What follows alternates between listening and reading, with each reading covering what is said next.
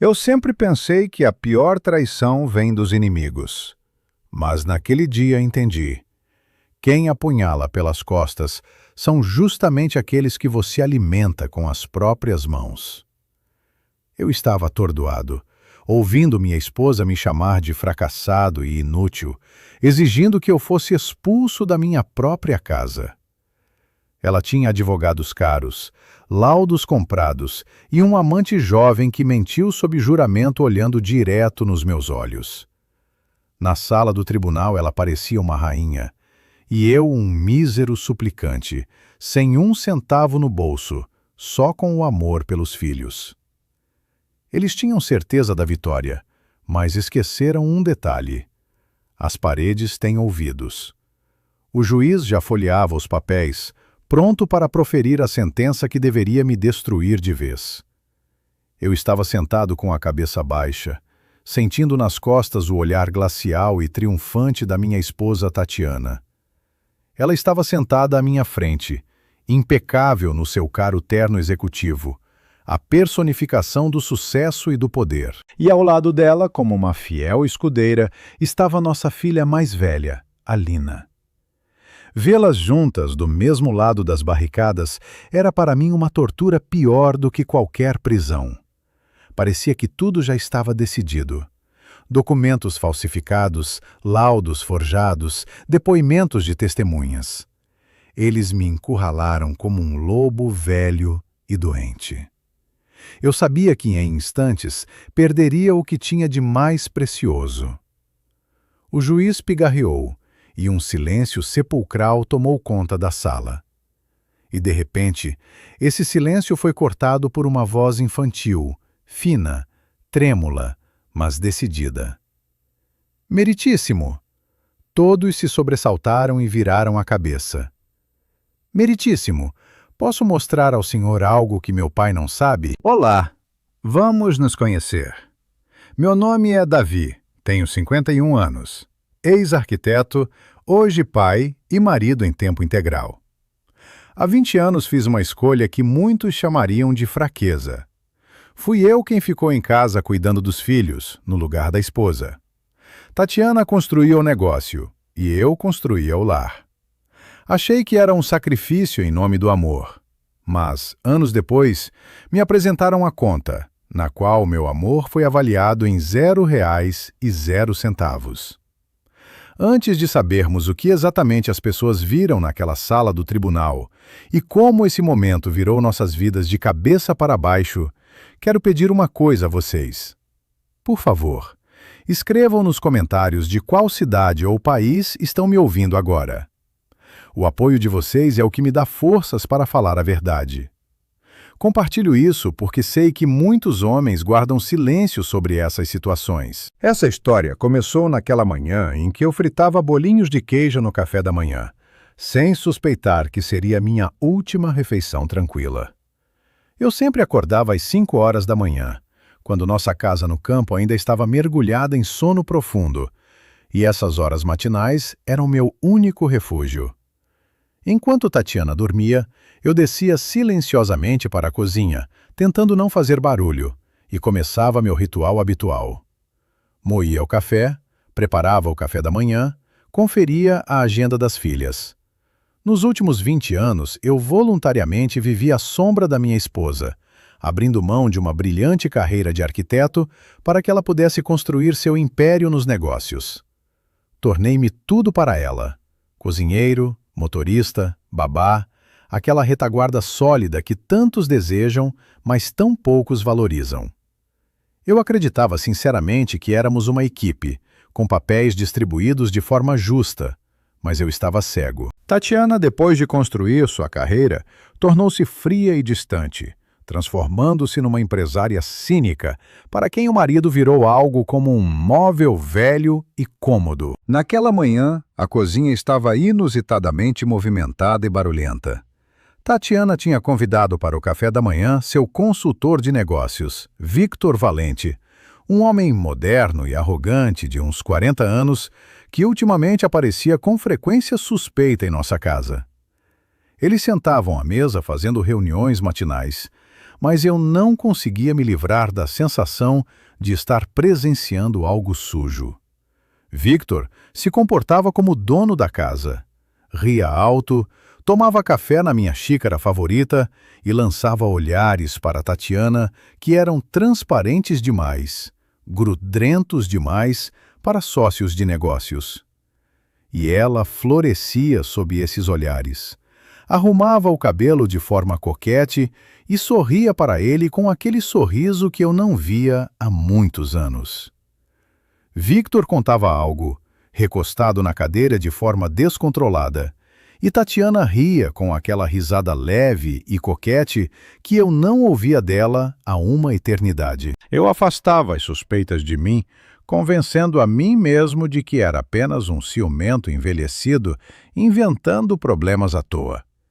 Mas a intuição, esse sexto sentido que nunca falha, sussurrava que estava acontecendo algo errado ali, algo sujo, bem debaixo do meu nariz. Eu ficava perto do fogão, virando os bolinhos de queijo e me sentindo invisível, como um funcionário de serviço numa festa da qual não faço parte. À mesa estava também nossa filha mais velha, Alina, de 25 anos, que era minha dor particular. Ela trabalhava na empresa da mãe, ocupava lá um bom cargo e em tudo, absolutamente em tudo, imitava a Tatiana. O mesmo olhar frio e avaliador, a mesma arrogância e, para meu horror, o mesmo desprezo mal disfarçado pelo pai. Para Alina, eu era um fracassado, um dona de casa, um homem que não tinha conquistado nada e vivia às custas da mãe. E ela nunca perdia a oportunidade de me lembrar disso pelo seu comportamento. Quando com carinho pus diante dela o prato com os bolinhos de queijo que ela adorava quando criança, esperando ver ao menos uma sombra de gratidão, Alina apenas franziu o nariz com repulsa. "Pai, já te disse umas 100 vezes, estou de dieta", disse ela, empurrando o prato com tal brusquidão que o garfo bateu na mesa. "Você ouve o que te falam? Ou seu cérebro atrofiou de tanto ficar em casa?" Essas palavras me bateram como uma bofetada.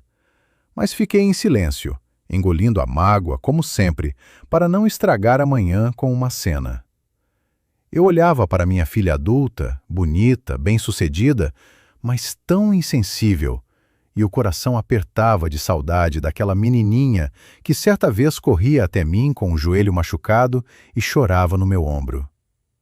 Agora, essa menina me olhava como se eu fosse um fantasma.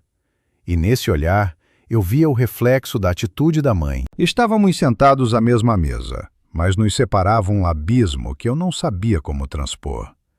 O único raio de luz nesse reino escuro de indiferença era a pequena Sofia, de 9 anos. Ela entrou na cozinha como um redemoinhos, despenteada e sonolenta, e sua chegada instantaneamente mudou a atmosfera, como se alguém tivesse aberto uma janela num cômodo abafado. "Bom dia, mamãe e papai!" exclamou ela com voz cristalina, correndo até nós e nos beijando um por um.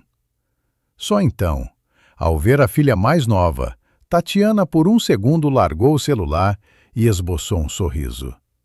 Mas era um sorriso falso, publicitário, bem diferente do que ela me dedicava no começo do nosso casamento ou ao Victor 5 minutos atrás. "Bom dia, princesa", disse ela com voz adocicada, ajeitando o cabelo de Sofia. "Coma logo o café da manhã. Hoje vou te levar à escola pessoalmente." Sofia ficou feliz.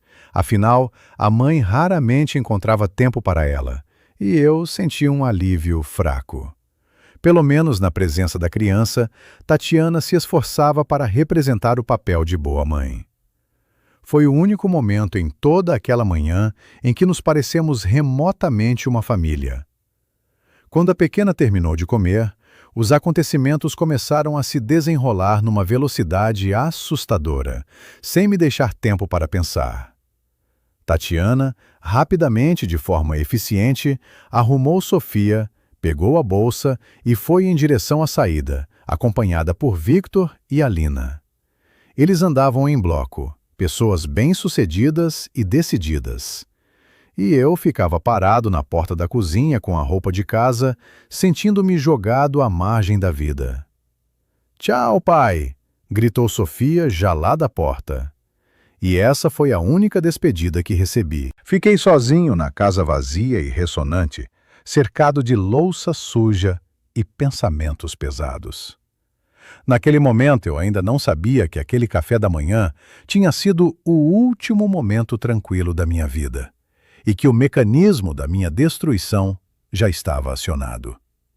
Apenas arrumava a mesa, sentindo crescer dentro de mim uma angústia que não conseguia explicar, mas que apertava o coração como uma morsa. Ao meio-dia, fui buscar Sofia na escola.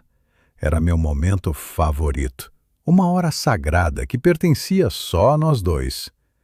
Eu ficava na frente do portão da escola, respirando o cheiro do asfalto aquecido, tentando não pensar no café da manhã frio.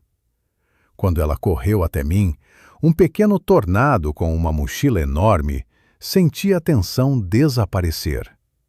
Sofia contava animadamente sobre as aulas, sobre como havia ganho estrelinhas douradas pelas respostas certas de matemática.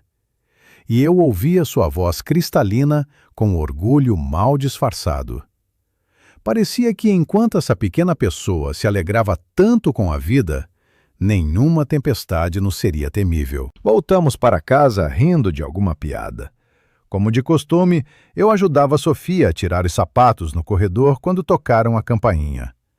Na soleira estava um motoboy, um rapaz jovem que ficava se mexendo de um pé para o outro. Ele me entregou em silêncio um envelope marrom espesso com o logotipo de um famoso escritório de advocacia da cidade. Assinei o recebimento, sentindo um calafrio estranho nos dedos, embora o dia estivesse quente. Sofia correu para o quarto e eu fiquei no corredor sozinho com aquele envelope. Abriu ali mesmo, ainda de casaco. Dentro estava uma petição de divórcio. As primeiras linhas foram ficando embaçadas à minha frente. Motivo do divórcio: total descumprimento das obrigações pelo marido. Li 2 vezes, sem acreditar nos meus olhos. Ali, em preto e branco, afirmava-se que o marido era um preguiçoso, emocionalmente instável, que não cumpria suas obrigações parentais e parasitava a esposa, vivendo às suas custas.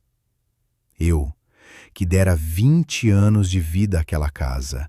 Eu, que abrira mão da arquitetura para que ela pudesse viajar a trabalho.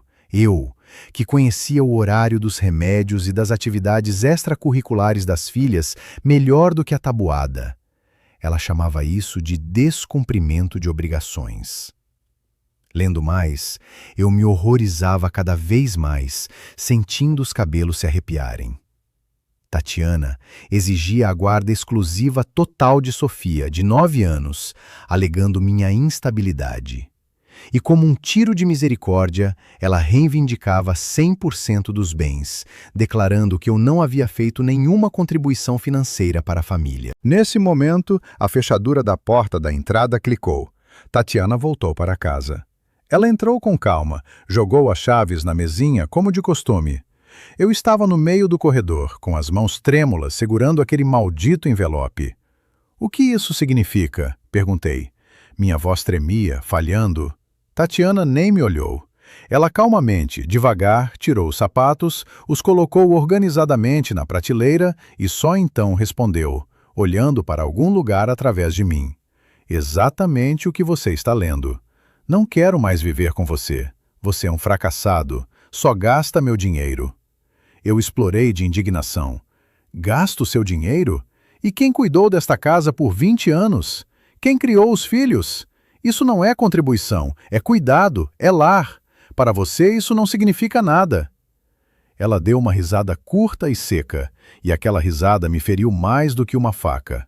"Cuidado. Você só está me sugando, Davi. Sofia precisa de um pai de verdade, não de uma cozinheira." Me atingiu em cheio. 20 anos de silêncio se romperam. Gritei histérico que aquela casa também era minha, que não abriria mão da filha, que ela não tinha direito de fazer isso comigo depois de tudo que eu tinha feito. Meu grito ecoava nos altos tetos que eu mesmo havia projetado certa vez. Tatiana não se assustou. Pelo contrário, aproximou-se de mim. Seu rosto se distorceu numa careta de ódio que ela não disfarçava mais. Inclinou-se até meu ouvido e sussurrou em tom glacial. Você é um zero à esquerda, Davi. Vou ficar com a casa, com os filhos e com cada conta. E mais, a Alina está totalmente do meu lado. Meu advogado está pronto. Você vai sair daqui na miséria, e até sua filha vai dizer no tribunal que você é um pai péssimo. Fiquei paralisado. Alina, minha filha mais velha, também está envolvida nisso. Tatiana se endireitou, me olhou como se eu fosse nada e passou por mim, subindo para o quarto. Fiquei de pé no corredor, esmagado, destruído, com os papéis nas mãos que riscavam toda a minha vida. Na manhã seguinte, acordei com um silêncio antinatural. Descendo, percebi que não havia ninguém em casa. Tatiana agiu como se a conversa do dia anterior não tivesse acontecido. E agiu rápido. Levou Sofia e foi embora sem dizer uma palavra. Sozinho na casa vazia, tentei organizar os pensamentos. Precisava de advogados. Comecei a ligar para escritórios, mas em todo lugar ouvia a mesma coisa. Precisamos de um adiantamento. As quantias eram impossíveis para um homem que não tinha um centavo. Não entre em pânico, disse para mim mesmo. Temos uma conta conjunta. Lá estão as economias para emergências, as poupanças da família. Tenho o mesmo acesso que ela. Com dedos trêmulos, abri o aplicativo do banco no celular. O coração disparou na garganta. A tela carregou. O saldo era 0. Pisei, achando que era um erro do sistema, atualizei a página. 0. Abri o histórico de transações e fiquei gelado. Nos últimos 6 meses, Tatiana havia metodicamente transferido grandes quantias para uma conta desconhecida. Ela estava se preparando. Estava esvaziando nossos ativos pelas minhas costas, enquanto eu lhe preparava café e sorria no jantar. E 3 dias atrás, como ponto final, ela havia levado o saldo restante. Entrei em pânico. Corri para o escritório, empurrei os livros da prateleira e abri meu esconderijo pessoal, onde guardava dinheiro em espécie para emergências e um relógio caro, presente dos meus pais no aniversário. Dentro havia apenas vazio. Afundei no chão ali mesmo, perto da estante. As pernas me recusaram. Isso não era apenas um divórcio, era uma execução. Ela não queria simplesmente ir embora. Ela havia planejado minha destruição total. Ela me roubou até o último centavo, me deixou sem proteção e agora pretendia me tomar a filha. Eu estava sentado no escritório vazio, na casa vazia, com as contas vazias, e entendia que a armadilha havia se fechado. Estava completamente, irremediavelmente sozinho contra um sistema inteiro que ela havia construído contra mim. Mas eu ainda não sabia que a descoberta mais terrível me aguardava adiante. Quando eu descobrisse quem exatamente a havia ajudado a montar esse plano diabólico. Sentado no chão do meu escritório, entendia que não tinha para onde correr. Em momentos assim, quando o chão some sob nossos pés, instintivamente buscamos apoio em quem compartilha o mesmo sangue. Liguei para meu irmão mais velho, o único que se lembrava de mim de antes de eu me tornar o senhor ninguém da esposa rica. Ouvindo meu relato confuso, ele não fez sermão nem perguntou demais. Disse logo: vai falar com o Dr. Bernardo. Ele não é mágico e não cobra caro, mas tem consciência. E isso, hoje em dia, é raro. O Dr. Bernardo era o oposto dos advogados sombrios que Tatiana contratava. Seu escritório ficava num prédio antigo na periferia, com cheiro de poeira e café barato. E ele próprio, um homem corpulento de uns 60 anos, com olhos bondosos e cansados, parecia mais um professor rural do que um tubarão da advocacia.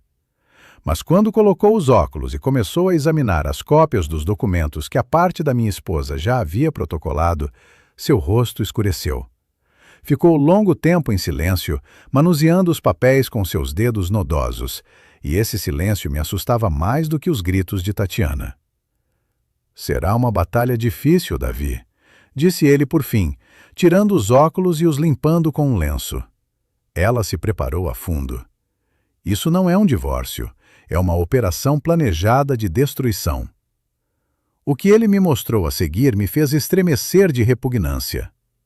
Tatiana e seus advogados haviam montado um dossiê completo, onde cada fato da minha vida foi virado do avesso, transformado num trapo sujo. O primeiro golpe foram as fotos da nossa casa. Nas imagens reinava um caos monstruoso. Pilhas de louça suja na pia, brinquedos espalhados pelo chão, pó nas prateleiras. "Isso é mentira!" exclamei, sentindo um nó de mágoa subir a garganta. Foi apenas uma vez, 6 meses atrás. Eu havia ficado de cama com uma gripe fortíssima, febre de quase 40 graus, 3 dias sem conseguir me levantar, mal conseguia beber água. Eu pedi ajuda a ela, mas ela simplesmente passava por cima dos brinquedos e ia trabalhar. O Dr. Bernardo apenas balançou a cabeça com simpatia. Para o tribunal, tanto faz se você estava doente ou não. Na foto, há condições insalubres, e isso é um argumento contra você como responsável. O ponto seguinte eram extratos de um cartão de crédito no meu nome. O advogado da esposa havia marcado em vermelho as transações. Restaurantes caros, boutiques de grife, joalherias, bebida alcoólica fina. As quantias eram astronômicas. Você vive na abundância, Davi, às custas da esposa, citou o Dr. Bernardo uma frase do documento. Segurei a cabeça com as mãos. Esse cartão de fato estava no meu nome, mas ficava na carteira de Tatiana. Eu o solicitei especialmente para ela, para que não perdesse tempo com transferências. Pensei que era uma demonstração de confiança, e, na verdade, estava cavando minha própria cova com as próprias mãos. Por todos esses anos, ela gastava dinheiro para si mesma, criando um histórico dos meus gastos, para, no momento certo, me apresentar ao tribunal como um esbanjador e um gigolô. Mas o golpe mais terrível, o mais covarde, estava no final da pasta. O Dr. Bernardo retirou um documento com o carimbo de uma clínica médica, um laudo psicológico.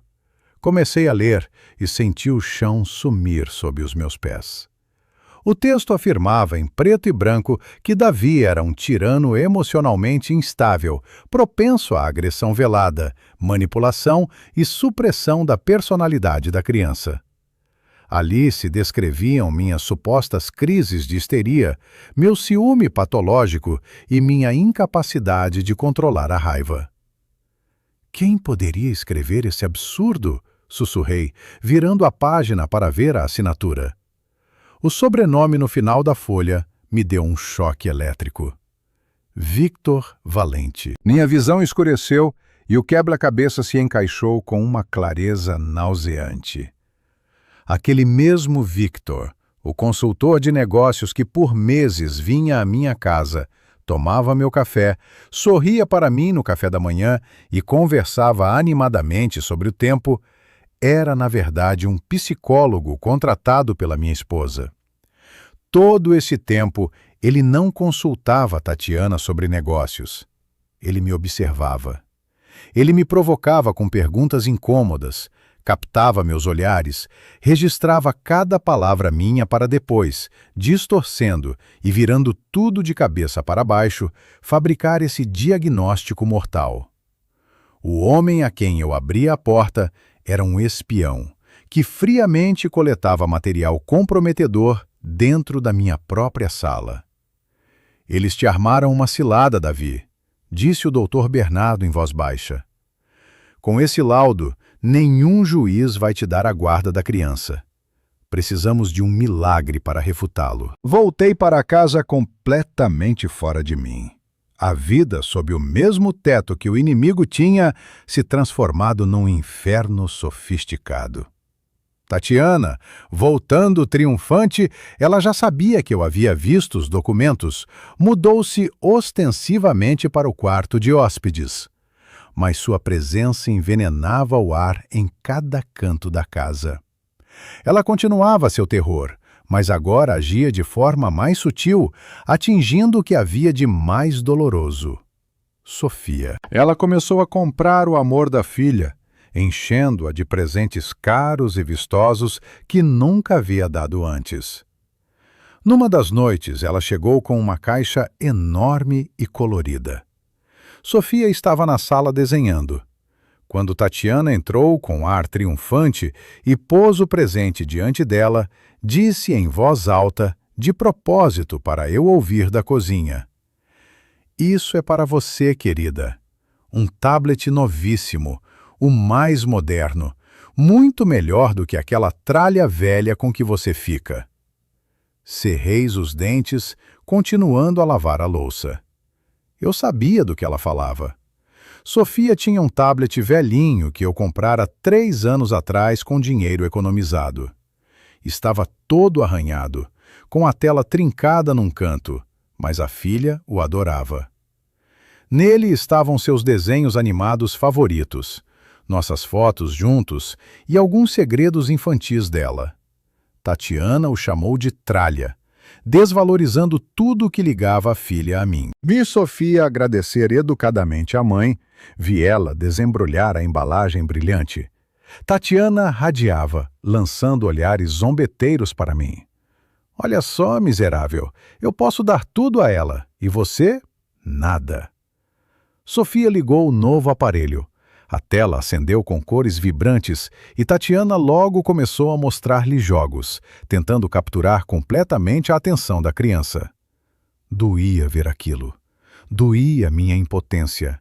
Doía que o amor agora se mediria em gigabytes e pixels. Mas mais tarde, naquela mesma noite, aconteceu algo que me fez pensar, embora eu não tivesse lhe dado a devida importância naquele momento. Quando a casa adormeceu, fui quietinho ao quarto das crianças, por hábito, para ajustar o cobertor da filha.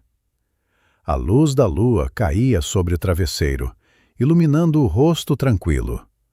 O tablet novo e caro estava sobre a mesa, frio e apagado, esquecido assim que a mãe saiu do quarto. E a própria Sofia dormia, abraçando firmemente algo sob o cobertor. Levantei cuidadosamente a beira do cobertor e vi que ela abraçava o tablet velho e rachado, como se fosse um ursinho de pelúcia. Seus dedinhos apertavam a carcaça gasta, como se fosse o tesouro mais valioso do mundo. Fiquei parado sobre ela alguns minutos, engolindo as lágrimas. Pensei naquele momento que era apenas o apego infantil às coisas conhecidas, uma lealdade terna a um velho amigo. Como eu estava cego! Nem desconfiava que naquele momento minha menina segurava junto ao coração não um simples brinquedo velho, mas uma bomba que em breve explodiria nossa vida e mudaria o curso da história. Enquanto isso, saía em silêncio do quarto, sem saber que Tatiana preparava a próxima etapa de seu plano. Uma provocação que deveria me privar definitivamente da razão. A vida, sob o mesmo teto que alguém que declarou guerra a você, se transformou numa tortura sofisticada e ininterrupta, onde cada passo meu, cada palavra e até cada olhar se tornavam evidências num tribunal invisível. Tatiana, como um predador experiente brincando com uma vítima já capturada, não tinha pressa em me expulsar fisicamente, preferindo me destruir moralmente. Ela entendia muito bem que eu não tinha para onde ir sem dinheiro e conexões, e usava isso para me levar à beira da loucura, transformando nossa outrora aconchegante casa num campo de testes para seus experimentos cruéis. A situação atingiu o ponto máximo de tensão naquela noite, em que ela decidiu passar da Guerra Fria à provocação aberta. Tatiana voltou para casa muito depois da meia-noite, quando eu já havia perdido a esperança de ter um sono tranquilo, percorrendo a sala escura de um lado para o outro. A porta se abriu com um estalo alto e ela entrou, nem tentando disfarçar seu estado. Passos instáveis, olhos brilhantes e desenfocados e o cheiro forte, sufocante de um perfume masculino alheio, que veio em onda até mim, abafando até o aroma habitual de sua cara perfumaria. Era o cheiro da traição, penetrante e atrevido, e eu o reconheci imediatamente. Assim cheirava o consultor de negócios Victor Valente. Você sabe que horas são? Não aguentei, sentindo ferver por dentro uma mágoa surda e negra.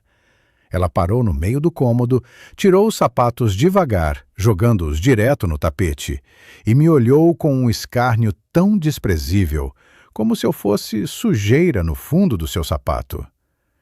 E a você o que interessa, Davi? Sua voz era pegajosa, embebida em álcool e veneno. Você não é ninguém aqui.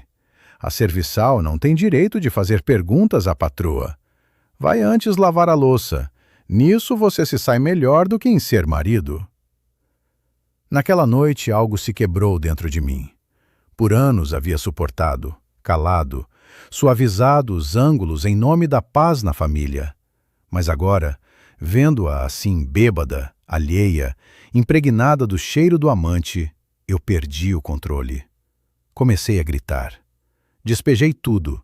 A dor de suas traições, a mágoa pelos anos roubados, o medo pelo futuro da filha. Gritei que ela havia destruído tudo que construímos, que era um monstro, não uma mãe. Tatiana não discutia. Ficou de pé junto à parede, de braços cruzados, sorrindo. Aquele sorriso frio e triunfante me assustava mais do que qualquer ameaça. Era como se ela esperasse esse colapso, como se estivesse regendo minha histeria. Em determinado momento percebi que ela havia discretamente sacado o celular e o apontado para mim. Mas no estado em que eu estava, não liguei para isso. Não sabia naquele momento que justamente essas imagens, meu rosto distorcido de raiva, meus gritos, minha gesticulação, se tornariam o principal trunfo nas mãos de seu advogado, prova da minha instabilidade e agressividade. Com minhas próprias mãos, eu havia cavado a cova para a qual ela tão habilmente me empurrava. Mas o verdadeiro pesadelo, o golpe após o qual é difícil respirar, me aguardava alguns dias depois. Era uma terça-feira comum, o dia em que, como sempre, fui à escola buscar Sofia. Eu ficava na frente do portão, olhando o fluxo de crianças que saíam correndo e sorria, antecipando nosso encontro. As crianças iam se dispersando, o pátio esvaziando, mas minha filha não aparecia. Uma angústia, feita uma cobra fria, começou a se mexer no meu estômago. Corri para dentro da escola, empurrando alunos atrasados, e encontrei a professora. A senhora idosa, ajeitando os óculos, me olhou surpresa. Davi, a Sofia já foi buscada depois da terceira aula.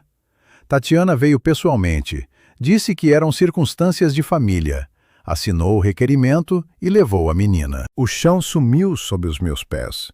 Tatiana a havia levado. No meio do dia letivo, sem ligar, sem aviso, corri para fora, digitando o número com dedos trêmulos. Chamadas longas e indiferentes que martelavam os nervos como um pilão. Liguei de novo e de novo, 10, 20 vezes, mas o telefone ficava mudo. Liguei para o número de Sofia. O número do assinante está temporariamente indisponível. As 5 horas seguintes foram as mais aterradoras da minha vida. Eu me debatia pela casa vazia como um animal ferido, sem encontrar sossego. Na cabeça rodavam imagens horríveis: acidente, sequestro. Tatiana havia decidido levá-la para o exterior. Eu nunca mais veria minha filha. Liguei para todos os conhecidos, para o pronto-socorro, para o hospital, mas em todo lugar havia silêncio. O medo me paralisou, transformando-me num novelo de nervos expostos. Sentei na cozinha, olhando para o jantar esfriando, rezando para todos os deuses para que ela voltasse simplesmente viva. Por volta das 21 horas, ouvi o barulho de um motor. Saí voando para a varanda, quase tropecei no degrau. No quintal entrou o carro de Tatiana. A porta se abriu e daí saiu Sofia, saltitante, com um monte enorme de balões coloridos, com o rosto pintado de aquagravura, feliz e rindo. Em seguida saiu Tatiana, calma e satisfeita. Elas tinham voltado do parque de diversões, como se nada houvesse acontecido. Comecei a tremer. Corri até elas, peguei Sofia nos braços, a examinei, verificando se estava inteira. E as lágrimas rolaram rios pelo meu rosto. "Onde vocês estavam?" gritei, virando para a esposa. "Estava enlouquecendo. Liguei para todos os hospitais. Por que você não atendia?" Tatiana não se abalou. Me olhava com frieza glacial, como se eu fosse um inseto chato estragando uma tarde agradável. "Para de exagerar, Davi", atirou ela, ajeitando o cabelo. "Sou mãe. Tenho todo o direito de levar minha filha onde e quando quiser. Não atendi porque estávamos nos divertindo. Não queria que você estragasse nosso humor com seu lamento." Nesse momento, quando ela passou por mim envolvida na nuvem do mesmo perfume masculino, senti de novo aquele cheiro. O cheiro de Victor. Eles estavam lá, juntos. Eles brincavam de família feliz com minha filha, enquanto eu morria de medo em casa. "Você tem alguém?" perguntei em voz rouca, olhando para suas costas. Ela parou na soleira, virou-se devagar e sorriu com aquele sorriso que gelava o sangue. "Você achou que eu viveria a vida toda com um fracassado como você?" sussurrou ela. E cada palavra dela era como uma bofetada. Existem homens de sucesso, verdadeiros profissionais que sabem resolver problemas, não criá-los. Você é o passado, Davi. Aceita. Ela foi embora, deixando-me na varanda esmagado e humilhado. Mas o pior não eram as palavras dela. O pior aconteceu mais tarde, quando eu deitei Sofia para dormir. Minha menina, minha alegria, me olhou com seus olhos grandes e sérios, nos quais não havia mais a ingenuidade de antes, e fez uma pergunta que me partiu o coração. "Pai, por que você está tão triste?" perguntou ela baixinho, puxando a beira do cobertor. "Só estou cansado, querida." Tentei sorrir, mas os lábios não obedeciam. "Mas mamãe diz que você está doente", ela sussurrou, e meu mundo desabou. "Ela diz que você está doente por dentro, na cabeça, por isso fica tão triste e fica com raiva. Ela disse que é melhor a gente morar separado, para você poder se tratar." "Pai, você está mesmo doente?" Eu olhava para meu filho e entendia até que ponto de crueldade Tatiana havia chegado. Ela não me tirava apenas a filha fisicamente, estava envenenando sua alma, embrulhando seu ódio em papel de presente de cuidado. Convencia a criança de que o pai não era vítima, mas um doente de quem era preciso se afastar pelo seu próprio bem. Abracei Sofia, engolindo o nó amargo na garganta, e prometi a mim mesmo que não deixaria aquela mentira vencer, mesmo que eu tivesse que lutar contra o mundo inteiro. Mas eu ainda não sabia que o golpe principal, que jamais esperaria, viria de onde eu sempre buscava apoio, da minha filha mais velha, Alina. Se a traição da esposa é uma faca nas costas, a traição do próprio filho é um tiro a queima-roupa, após o qual, mesmo que você sobreviva, fica inválido para o resto da vida. Eu podia entender, ainda que com dificuldade, os motivos de Tatiana: ganância, sede de poder, desejo de começar uma nova vida com um amante jovem. Mas eu não conseguia, fisicamente não conseguia, compreender por que minha filha mais velha, minha Alina, meu primeiro orgulho, havia ficado do lado do algoz. Depois daquela conversa com Sofia, quando soube como Tatiana estava envenenando a mente da filha mais nova, percebi que estava perdendo também a mais velha. Eu ligava dezenas de vezes para ela, mandava mensagens, implorava por um encontro, mas em resposta recebia apenas silêncio gelado ou respostas secas. Estou ocupada. Agora não. Não temos nada a conversar. Esse silêncio me matava mais lentamente e mais dolorosamente do que qualquer briga aberta. Eu não dormia à noite, repassando nossa vida, tentando encontrar um momento em que a havia perdido, em que havia permitido que o dinheiro da mãe se tornasse mais importante do que o amor do pai.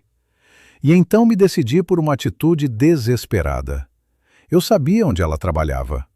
No mesmo prédio de vidro que Tatiana, no mundo do ar-condicionado e dos sorrisos artificiais. Decidi esperá-la perto do escritório, para olhar nos seus olhos e ouvir a verdade, por mais amarga que fosse. Fiquei mais de 2 horas perto das portas giratórias, sentindo-me um elemento estranho diante daquele moderno centro empresarial. Pessoas em ternos caros passavam apressadas, enfiadas nos celulares, tomando decisões milionárias. E eu estava de pé com meu casaco surrado, com as mãos enfiadas nos bolsos para conter o tremor, esperando a única pessoa que significava algo para mim. Quando a Alina finalmente saiu, ela ria conversando com colegas, e aquela risada despreocupada me cortou o coração. Como ela podia rir se nossa família estava em ruínas? Ao me ver, ela parou. O sorriso instantaneamente sumiu, substituído por uma máscara de irritação fria, a mesma que eu tão frequentemente via na mãe. Ela sussurrou algo aos colegas, eles acenaram e se afastaram, nos deixando sozinhos no meio da rua barulhenta.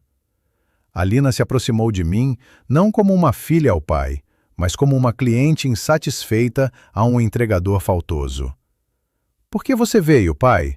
ela perguntou, sem tirar os óculos escuros, como se tivesse medo de cruzar os olhos comigo. "Já disse que estou ocupada. Você vai me envergonhar na frente dos funcionários." Eu a olhava, bonita, segura, dura, tentando encontrar nela traços daquela menina que eu um dia ensinara a andar de bicicleta. "Envergonhar?" repeti eu em voz baixa, sentindo um nó se prender na garganta. "Alina, o que está acontecendo? Por que você não atende nem os telefonemas? Mamãe quer me tirar a Sofia. Ela me roubou. Ela está me expulsando para a rua. E você? Você está do lado dela? Por quê?" Ela suspirou, revirando os olhos de forma teatral. E esse gesto era tão parecido com o de Tatiana que eu me arrepiei. "Porque a mamãe é uma mulher forte, pai. Ela nos sustenta há 20 anos. Ela construiu esse negócio. Ela nos deu educação. Ela comprou essa casa. E você?" Ela se enrolou, procurando palavras mais dolorosas, e por fim soltou. "Você é só uma serviçal. Você jogou sua vida fora. Destruiu seus talentos, sua carreira. Você virou uma sombra. Não quero ser como você. Quero ser vencedora, como mamãe." Essas palavras me golpeavam com toda a força, quebrando costelas. Joguei minha vida fora, serviçal. Eu ouvia minha própria sentença da boca de alguém pelo qual eu havia cometido esse equívoco. Dentro de mim não surgiu raiva, não, mas uma amargura enorme que tudo engolia. Dei um passo em direção a ela, forçando-a a recuar até o seu carro caro, comprado com o dinheiro da mãe. "Olha para mim, Alina", disse com firmeza, e no meu tom soou um aço que eu mesmo não esperava de mim. "Tira os óculos e olha nos meus olhos." Ela, um pouco desconcertada com meu tom, tirou devagar os óculos. Em seus olhos eu vi medo e insegurança, escondidos atrás de um cinismo postiço. "Você diz que joguei minha vida fora?" Continuei, sem desviar o olhar. "E você se lembra, Alina, daquele novembro, há 9 anos, quando você tinha 16 anos, você pegou a moto com aquele rapaz Diogo e vocês bateram no guarda-rail na rodovia? Você se lembra daquela chuva? Você se lembra da UTI?" Ela ficou em silêncio, empalidecendo. Seus lábios tremeram. Você ficou 3 dias em coma. Os médicos diziam que você talvez nunca mais andasse. Você tinha fratura na coluna e a bacia destruída. Onde estava a mamãe forte naquele momento? Em Dubai, numa conferência internacional. Ela mandou dinheiro para a cirurgia? Sim, muito dinheiro. Mas ela não veio. Ela disse por telefone: tenho um contrato de 1 milhão. Não posso largar tudo. Lá tem os melhores médicos. Eles darão conta. Fiz uma pausa para recuperar o fôlego. As lembranças daqueles dias terríveis vieram com força renovada. O cheiro de cloro, o apitar dos aparelhos e seu rosto pálido, quase transparente no travesseiro. E eu estava lá. Fiquei sentado à sua beira 2 semanas sem sair do quarto. Dormia na cadeira. Segurei você pela mão quando você gritava de dor. Lavei seu cabelo num balde porque você tinha vergonha das enfermeiras. E quando você recebeu alta, fui eu que te ensinei a andar de novo. Passo a passo, pelo corredor, durante meses. Te carreguei nos braços até o banheiro. Alina desviou o olhar, mordendo o lábio. Eu via seu queixo tremer, mas precisava dizer tudo até o fim. Naquele ano me ofereceram o cargo de arquiteto-chefe da cidade. Era o auge, o sonho de toda a minha vida. Mas recusei. Você sabe por quê? Porque você precisava de reabilitação em outra cidade 3 vezes por semana durante 6 meses seguidos. Mamãe não podia, tinha seus negócios, e eu escolhi você. Eu não joguei minha vida fora, filha. Eu a dei a você. Investi meu tempo, meu talento, meu futuro para que você hoje pudesse estar aqui, em pé, nos seus 2 pés, bonita e saudável, me chamando de fracassado. O silêncio que se instalou entre nós era mais pesado do que uma compactadora de asfalto. O barulho da rua pareceu desaparecer, nos deixando no vácuo.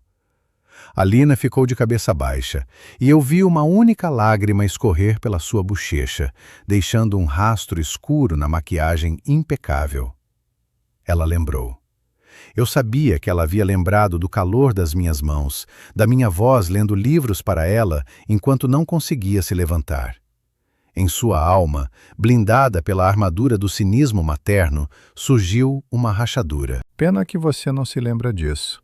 Concluí em voz baixa, sentindo as forças me abandonarem. Dinheiro é importante, Alina, mas quando você está com dor, o dinheiro não segura sua mão. Ela não respondeu. Se virou bruscamente, quase correu até o carro, como se fugisse de uma verdade que lhe queimava os olhos. Entrou e percebi como suas mãos tremiam forte, incontrolavelmente quando tentava enfiar a chave na ignição. O motor mugiu e ela arrancou, me deixando numa nuvem de fumaça de escapamento. Fiquei de pé sozinho na calçada, vazio, mas com uma pequena centelha de esperança. Eu não sabia se aquela conversa mudaria algo no tribunal, mas sabia que havia semeado uma semente de dúvida na alma dela. Eu a lembrara de que amor é ação, não transferência bancária. Mas não havia tempo para reflexão. A máquina infernal acionada por Tatiana ganhava velocidade. Em 2 dias estava marcada a mediação. A última tentativa de chegar a um acordo antes do julgamento. Ainda que eu soubesse que com pessoas assim é impossível chegar a um acordo. Eu me preparava para me encontrar com o advogado dela, Arcádio Corsetti, um homem cuja reputação era ainda mais sombria do que a da minha esposa. A esperança, dizem, morre por último, mas a minha começou a morrer ainda no gabinete do mediador 2 dias antes do julgamento. Fui lá com a ingênua crença de que, olhando nos olhos da esposa, na presença de um mediador neutro, conseguiria alcançar os restos da sua consciência. Mas, em vez de Tatiana, me esperava seu advogado, Arcádio Corsetti. Era um homem tubarão, terno caro, olhar predatório aguçado e total ausência de princípios morais. Ele nem sequer ouviu minhas propostas de guarda compartilhada. Recostado confortavelmente na cadeira e brincando com uma caneta dourada, Corsetti declarou que sua cliente exigia o isolamento total da criança em relação ao pai instável pelo bem da menina. Sem compromissos, apenas capitulação total. Saí de lá com a sensação de ter sido atropelado por uma aplanadora, mas o verdadeiro inferno me aguardava adiante. O dia da primeira audiência foi cinzento e chuvoso, como se a própria natureza lamentasse o naufrágio da minha vida. O prédio do fórum nos recebeu com cheiro de umidade, papel velho e medo humano, que parecia incrustado naquelas paredes descascadas. Eu caminhava pelo corredor ao lado do Dr. Bernardo, meu advogado, e sentia os joelhos tremendo. Meu defensor, aquele velhinho sábio e calmo, apertou meu ombro com sua mão pesada. Firme, Davi. O principal é não ceder às provocações. Eles vão te irritar. É a tática deles. Concordei com a cabeça, mas por dentro havia me encolhido num nó apertado. Quando entramos na sala, Tatiana já estava no lugar do autor. Mal reconheci minha esposa. Para onde foi a empresária autoritária e segura de si? Hoje, ela representava o papel de vítima com amplitude hollywoodiana. Maquiagem discreta, rosto pálido, ombros caídos, lenço nas mãos. Ela parecia como se houvesse suportado anos de violência doméstica. E esse espetáculo era tão convincente que por um segundo até eu fiquei perturbado. Ao lado dela, sem levantar os olhos, estava a Lina. Minha filha mais velha evitava olhar na minha direção, mexendo na alça da bolsa. E esse medo de cruzar olhares me dizia mais do que quaisquer palavras. O juiz abriu a sessão e a máquina de destruição entrou em plena rotação.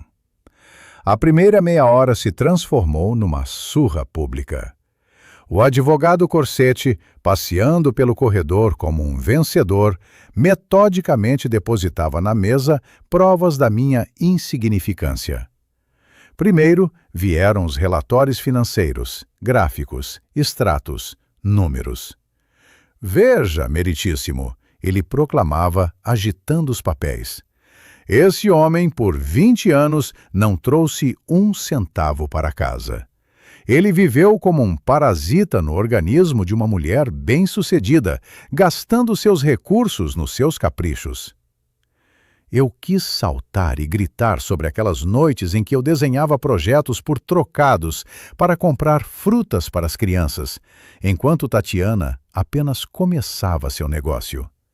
Mas o Dr. Bernardo me segurou pelo braço. Em seguida, na tela apareceram as fotos da nossa casa. As mesmas, tiradas nos dias da minha doença.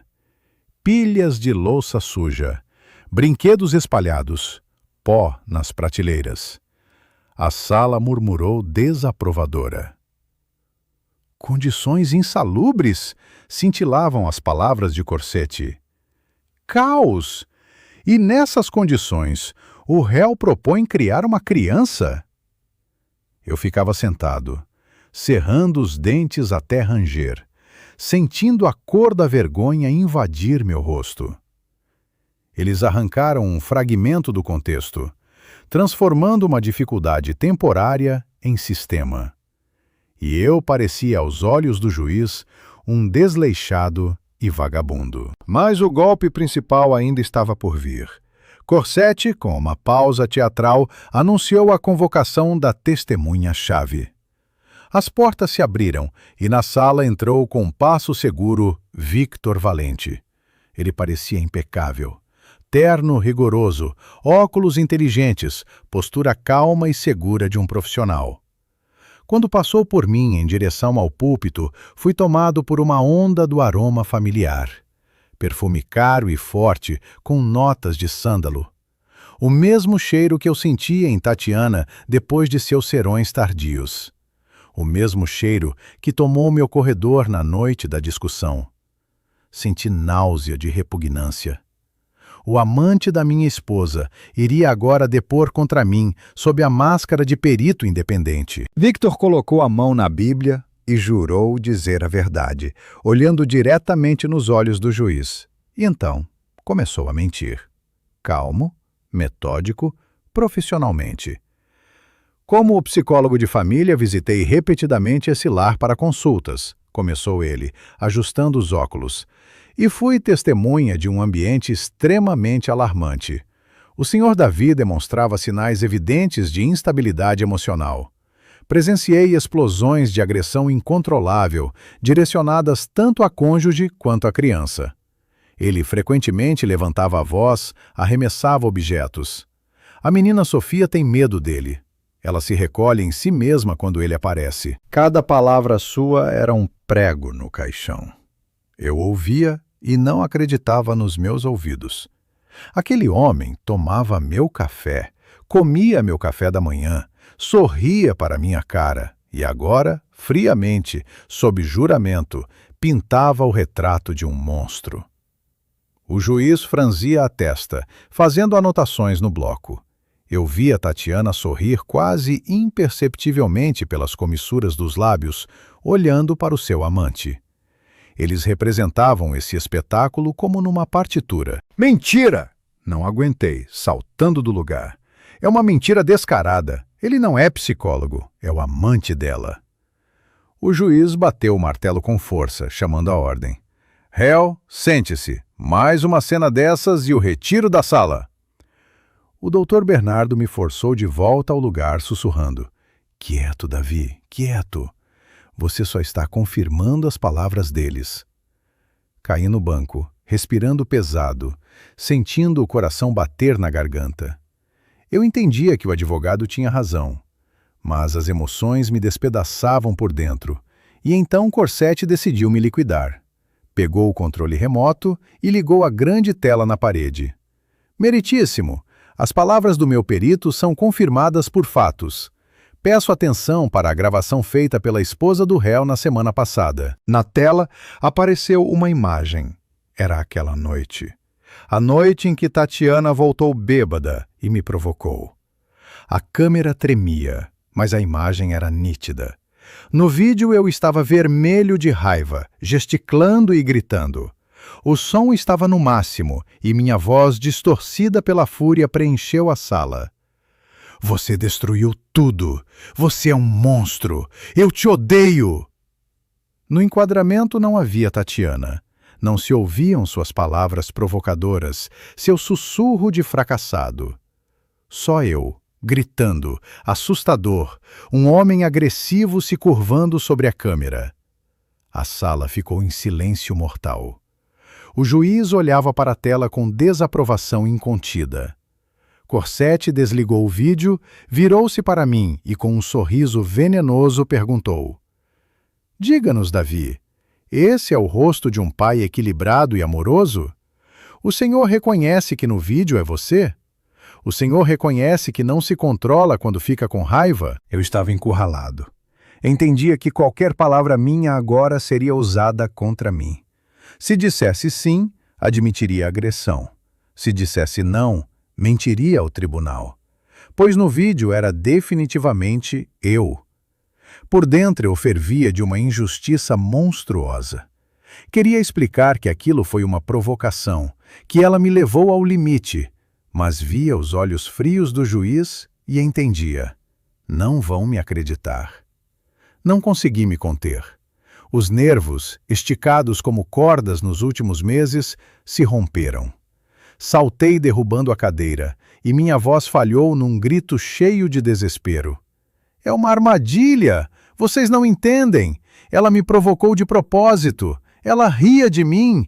Eles armaram tudo isso! Valente dorme com ela! É um complô para me tirar a filha! O juiz ficou vermelho de raiva. Ele bateu o martelo com tanta força que o som ecoou pela sala como um tiro. Basta, disse ele. Réu, o senhor demonstra total desrespeito ao tribunal e confirma os temores do autor. Sente-se imediatamente ou manda os oficiais te retirarem. Desabei na cadeira, cobrindo o rosto com as mãos. Sentia o olhar triunfante de Tatiana e o suspiro compassivo, mas desesperançado, do Dr. Bernardo. Entendia que havia feito exatamente o que eles queriam. Me mostrei como um histérico desequilibrado, e eles como vítimas infelizes do meu temperamento. Corsetti sorriu satisfeito, recolhendo os papéis. A primeira rodada foi perdida por goleada. O juiz declarou uma pausa, mas eu já sabia que era o começo do fim. Corsetti, passando pela nossa mesa, se curvou e sussurrou baixinho, para que só eu ouvisse. Vai se preparando para se despedir da filha, pai. A próxima testemunha vai cravar o último prego no seu caixão. Levantei os olhos e vi os oficiais abrindo a porta para convidar a próxima testemunha. Era Alina. Ela conduzia pela mão a pequena Sofia. Minha filha mais velha devia me destruir com seu depoimento, e a mais nova se tornaria troféu nessa guerra. Eu as olhava e entendia que não me restava nenhum trunfo além de uma oração. Mas eu não sabia que nas mãos de Sofia, em sua mochilinha infantil, já estava fazendo tic-tac, um mecanismo de relógio que em alguns minutos faria esse tribunal explodir em pedaços. Quando as pesadas portas da sala do tribunal se abriram, deixando entrar minha filha mais velha, o tempo para mim pareceu parar, se transformando numa substância viscosa e sufocante. Alina não entrou sozinha. Ela segurava firmemente pela mão a pequena Sofia, que apertava contra o peito seu tablet velho e surrado, como um escudo contra toda essa loucura adulta. Elas caminhavam em direção ao púlpito de testemunhas pelo corredor, como rumo a um cadafalso, e cada bater do salto de Alina ecoava na minha cabeça como um repique sepulcral, anunciando o fim. Eu olhava para minha filha mais velha, bonita, séria, com um terno executivo impecável, tão parecida com a mãe, e o coração se apertava de dor insuportável, pois eu tinha certeza de que ela havia vindo me liquidar. O advogado Corsetti, radiante com a antecipação de uma vitória fácil, abriu um sorriso predatório, como um gato que encurralou um ratinho. Ele estava absolutamente certo do desfecho. O roteiro estava escrito, os papéis decorados, e agora deveria soar o acorde final que me riscaria para sempre da vida das minhas filhas. Tatiana, sentada à minha frente, nem disfarçava seu triunfo. Ela aprovou a filha com um aceno de cabeça, e nesse gesto havia uma certeza senhorial que me deu vontade de tudo esquecer. Abaixei a cabeça, sem forças para assistir a essa traição, e simplesmente esperava o golpe, resignado com o fato de que em instantes perderia tudo. Convoca-se a testemunha Alina Davidovich, proclamou o secretário. E aquela voz soou como uma sentença. Alina deixou Sofia na bancada da primeira fila e subiu ao púlpito. Ela parecia pálida. Seus dedos mexiam nervosamente na beira do paletó, mas o olhar era direto e rígido. Corsetti se aproximou dela com um passo suave e cativante, como convidando para uma dança. Alina Davidovich, começou ele com voz melosa. O tribunal examina a questão da privação dos direitos parentais do seu pai. Diga-nos, como alguém que cresceu nessa família e trabalha de perto com a mãe, como você avalia o papel de Davi na sua criação e na vida da família em geral? O senhor confirma que ele não cumpria suas obrigações e criava um ambiente doentio? Na sala, instalou-se um silêncio tão denso que se podia ouvir o zumbido de uma mosca no teto. Alina ficou em silêncio. 1 segundo, 2, 3. Ela transferiu o olhar lentamente para Tatiana. A mãe a fitava com exigência, rigidez. Seus olhos disparavam raios. Fala, faz o que combinamos. Então Alina me olhou. Eu levantei os olhos cheios de lágrimas. E naquele instante entre nós pareceu se estender um fio invisível. Não sei o que ela viu no meu olhar. Talvez aquela noite no hospital, quando eu segurava sua mão. Talvez o sabor daqueles bolinhos de queijo da manhã que ela recusou. Talvez simplesmente o amor paterno infinito que nenhum tribunal consegue matar. Seu rosto tremeu. A máscara de cinismo frio que ela usara por anos, de repente rachou, expondo um ser humano vivo e sofrendo. Ela encheu os pulmões de ar, como antes de um mergulho em água gelada. Meu pai, ela começou, e sua voz falhou traidoramente, fazendo Corsete franzir a testa. Meu pai é o único que realmente cuidou da família em nossa casa. A sala foi tomada por um sussurro de espanto. Corsete ficou de boca aberta, como se tivesse levado uma bofetada. "O que a senhora está dizendo?" cochichou ele, perdendo a compostura. Testemunha, a senhora provavelmente não entendeu a pergunta. Entendi perfeitamente a pergunta. A voz de Alina ganhou força, soou como aço, e agora ela olhava diretamente para o juiz, ignorando o olhar fulminante da mãe. Estou dizendo a verdade, meritíssimo. Mamãe nunca estava em casa. Ela construía sua carreira, ganhava milhões, mas não sabe quais são minhas flores favoritas. Ela nem sabe que Sofia tem uma alergia terrível a morango, e ontem trouxe para ela uma caixa inteira. Papai fazia tudo. Sacrificou sua carreira, suas ambições, sua vida por nós. Ele foi mãe e pai, médico e professor. Tatiana saltou do lugar e seu rosto se cobriu de manchas vermelhas. Ela está mentindo, ela está fora de si. Davi a manipulou contra mim, gritou ela, esquecendo o papel da vítima discreta. Mas Alina já não podia ser detida. Ela falava rápido, forte, derramando toda a dor que acumulara por anos, tentando ser uma boa filha para uma mãe dominadora. E quanto ao laudo do psicólogo Valente? Alina se virou para Victor, que encolhia na cadeira tentando se tornar invisível. Isso não é um laudo médico, é uma falsificação. Victor Valente não é apenas consultor e perito independente. Ele é o amante da minha mãe. Eu os vi se beijando no escritório dela quando achavam que estava vazio. Vi as mensagens deles. Esse homem vinha deliberadamente à nossa casa para provocar meu pai e colher material contra ele. A sala do tribunal explodiu. As pessoas se levantaram. Instalou-se um caos indescritível. Tatiana gritava histérica que a filha havia enlouquecido, que eu a havia hipnotizado. O advogado Corsete estava roxo, exigindo uma pausa e que os depoimentos da testemunha fossem considerados parciais por pressão emocional. Victor Valente tentava chegar à saída, mas um oficial judicial lhe barrou o caminho. O juiz batia furiosamente o martelo, tentando gritar mais alto que a bagunça. "Silêncio! Silêncio na sala! Oficiais, ponham ordem!" Eu ficava sentado, atordoado, sem acreditar na minha sorte.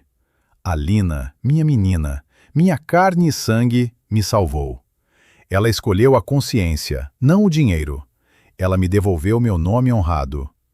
Eu a olhava através do véu de lágrimas e via como tremiam seus ombros, como lhe custava cada palavra contra a mãe. Mas ela ficava de pé, sem se curvar. Quando o burburinho se acalmou um pouco, o juiz, respirando pesado, olhou para Alina. Seu rosto estava severo. Ele claramente estava desconcertado com tal reviravolta. "Testemunha, a senhora entende que está acusando o autor e o perito de cumplicidade e falso testemunho? É uma acusação séria. Tem provas além das suas palavras?" perguntou ele com firmeza. As palavras da filha contra os documentos de um psicólogo credenciado e os extratos bancários é uma posição instável. O tribunal precisa de fatos. O coração caiu de novo. Juridicamente, a situação era de fato um impasse. Sim, Alina havia se pronunciado do meu lado, mas Tatiana tinha papéis, carimbos, assinaturas, a gravação da minha histeria. Palavra contra palavra. Sem provas sólidas, o juiz poderia atribuir o pronunciamento de Alina a mágoa familiar ou rebeldia juvenil. Estávamos novamente à beira do abismo. Tatiana, sentindo esse momento de dúvida do juiz, se recuperou imediatamente. Meritíssimo, exclamou ela, ajeitando o cabelo. Minha filha está sob influência do estresse. Davi a manipula. Veja os documentos. Os fatos falam por si. Parecia que a balança da justiça oscilava de volta para o lado da mentira. Eu, em desespero, olhei para o Dr. Bernardo, mas ele apenas abriu as mãos. Sem provas, estamos sem poder. E nesse momento, quando a esperança, mal acesa, começava a se apagar, na sala ecoou uma vozinha infantil fina, que soou mais alto do que qualquer grito. "Posso mostrar?" perguntou Sofia. Todos ficaram parados. A menina de 9 anos se levantou da bancada, apertando contra o peito seu tablet velho. Ela saiu para o corredor, pequena, frágil, mas com tal determinação nos olhos que qualquer adulto invejaria. "Meritíssimo!" ela repetiu, olhando direto para o juiz de baixo para cima. "Papai me ensinou que para as coisas erradas sempre são precisas provas. Posso mostrar ao senhor algo que meu pai não sabe?" O juiz, surpreso até a medula, olhou para a criança, depois para mim, depois para o rosto distorcido de medo de Tatiana. Na sala instalou-se um silêncio absoluto. "Permitido", finalmente ele pronunciou, acenando para o secretário. Sofia se aproximou da mesa do juiz, e o secretário a ajudou a conectar o tablet velho na grande tela da parede. Ninguém ainda sabia que dali a alguns segundos, aquela tela rachada mostraria não desenhos animados, mas o lado sujo da traição que destruiria a vida dos meus inimigos até os alicerces. Na parede da sala do tribunal acendeu-se a grande tela, e uma imagem granulada, filmada pela mão trêmula de uma criança, nos transportou a todos para a minha sala de estar. O ângulo era estranho, como se filmassem de um esconderijo. A câmera se escondia atrás das folhas de uma grande figueira, criando o efeito de espreitar pela fechadura. No vídeo estavam Tatiana e Victor. Eles estavam sentados no sofá com roupa de casa, relaxados, seguros de sua impunidade. E Victor, sem se envergonhar, abraçava minha esposa pelos ombros, acariciando possessivamente sua mão. A sala do tribunal ficou em silêncio, como se o ar tivesse sido sugado por uma potente bomba. Até o ranger das cadeiras parou. Todos nos transformamos em ouvido, e cada palavra pronunciada na tela caía no silêncio como uma pedra pesada na água. "Você tem certeza de que o plano vai funcionar, Tati?" A voz de Victor soava limpa e nítida, apesar da baixa qualidade da gravação. O Davi, claro, é um idiota ingênuo, mas os advogados podem começar a cavar. Tatiana riu, e aquela risada, maligna e cínica, ecoou pelas paredes do tribunal, fazendo a Tatiana real na sala empalidecer até o azul. "Não me faça rir, Victor. Ele não suspeita de nada. Já transferi todo o dinheiro para uma conta no exterior. Ele ficou pelado. Vamos pegar a casa, pegar a filha e ir embora assim que sair a sentença judicial. Ele nem vai conseguir juntar dinheiro para um advogado." "E se ele começar a brigar?" perguntou Victor, beijando-a na têmpora. "Vou provocá-lo", ela respondeu com uma frieza aterrorizante. "Conheço seus pontos fracos. Já gravei em vídeo ele gritando e gesticulando. E com o seu laudo falso sobre instabilidade, qualquer juiz vai considerá-lo louco. Ninguém vai acreditar nele. Ele vai parecer um histérico perigoso." No vídeo, Victor sorriu satisfeito. Genial. E a Sofia? Ela está apegada a ele. "Não me importa." Tatiana fez um gesto de descaso. "Ela vai se acostumar. Compramos um tablet novo e caro para ela. Enchemos de brinquedos. E ela esquece o papai em uma semana. Crianças são compráveis, Victor." A tela se apagou. Na sala instalou-se um silêncio morto, ensurdecedor, que era mais alto do que qualquer grito. Eu ficava sentado agarrando os braços da cadeira, sentindo as lágrimas escorrerem pelo rosto, não de tristeza, mas de alívio. Minha pequena, corajosa menina, minha Sofia, sabia da verdade esse tempo todo. Ela, escondida atrás de um vaso de planta, havia gravado essa conversa, porque seu coração infantil sentia a falsidade com mais precisão do que qualquer detector de mentiras. Olhando para a tela apagada, onde acabara de soar a sentença da minha vida passada, quero perguntar a vocês, na opinião de vocês, teria valido a pena eu tentar salvar esse casamento pelos filhos até o fim, fechando os olhos para o frio da esposa? Ou teria que ir embora bem antes, sem esperar ser pisoteado na lama? O juiz se levantou devagar da sua cadeira. Seu rosto, até pouco antes cansado e entediado, agora havia adquirido uma cor escarlate de raiva. Ele transferiu o olhar da tela para Tatiana e Victor, e naquele olhar havia tanto desprezo que parecia capaz de incendiá-los ali mesmo. Vocês fizeram uma criança? A voz do juiz tremia de fúria contida. Vocês fizeram uma criança de 9 anos gravar material comprometedor sobre a própria mãe, porque até ela, com sua idade, entendeu que vocês estão cometendo um crime. Tatiana estava sentada encolhida na cadeira. Seus lábios tremiam. Ela tentava murmurar algo. Meritíssimo, é uma montagem. Fui forçada. Eu não queria. Mas Victor Valente, percebendo que o navio ia a pique, de repente saltou e berrou, apontando o dedo para a amante.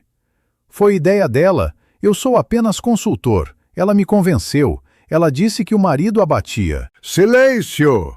Gritou o juiz, tão alto que os vidros das janelas ressoaram.